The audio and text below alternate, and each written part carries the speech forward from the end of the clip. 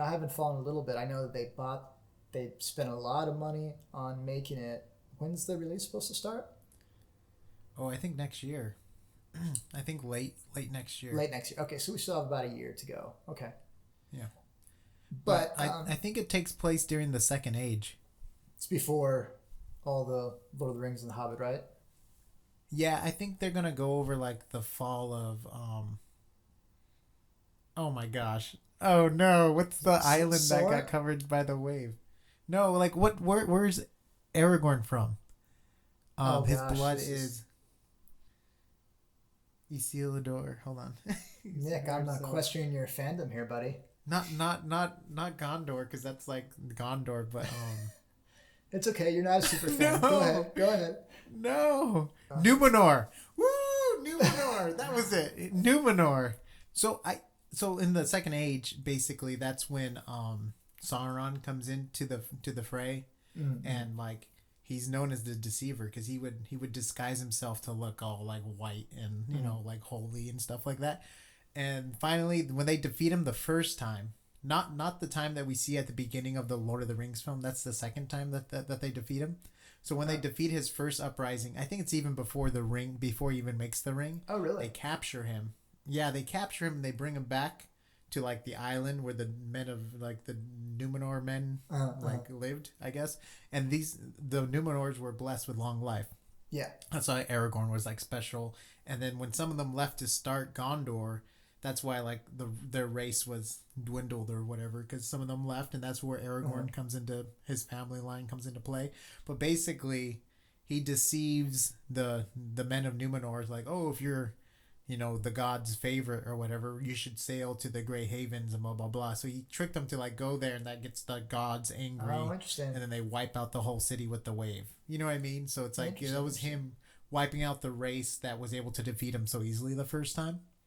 So then when he came back to the land, he made the ring, and then Now, is this from reading the Silmarillion? Is that how you say it?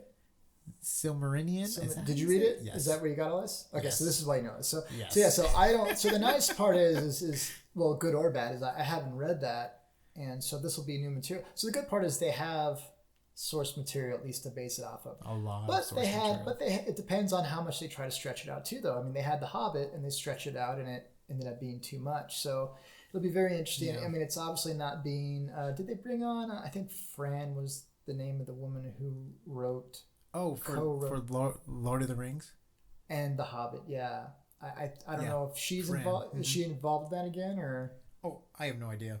Yeah, so it'd be interesting if there's different people doing it. I mean, I'm curious how much different it's going to look if they're really going to trade. Like, is Weta doing all the effects, or is I don't it know. Amazon's own? Yeah. See, so it's I don't know because I know Amazon's dropping like $1 billion or something crazy on this series because I think they already have so many seasons planned, kind of thing.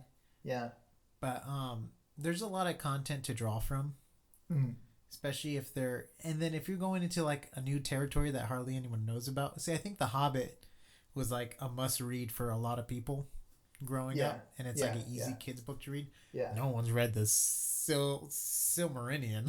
I was like, Yeah, what's that? You know, what I mean? From what I understand, I was thinking about reading it, and I just heard that like, it's not a friendly read. It's fun if you're a hardcore, you read it, But Yeah, it's just like it's like the history, and I guess, well, from the way I remember it, like the second half of the book is kind of what I just explained to you with the men of Numenor. The first half is like the different gods and how one god created the race of elves, one created the race of men, the other one created the dwarves, and he messed up, and that's why they look that way, and it was just like this whole thing. You know what I mean? Like how the world's created, and then the wizards were formed: the blue wizard, the gray wizard, the white wizard. And originally they wanted Gandalf to be the white wizard, but he was like, "No, I don't want that job," so they made him the gray wizard. All that stuff. Interesting. Like So that, there's a lot of fun stuff to draw on. So I'll be looking forward to seeing it for sure. I mean, you know what, if you go into it, so the problem is obviously we get way too attached to stuff. It's like, are we all going to go see Star Wars? Yes.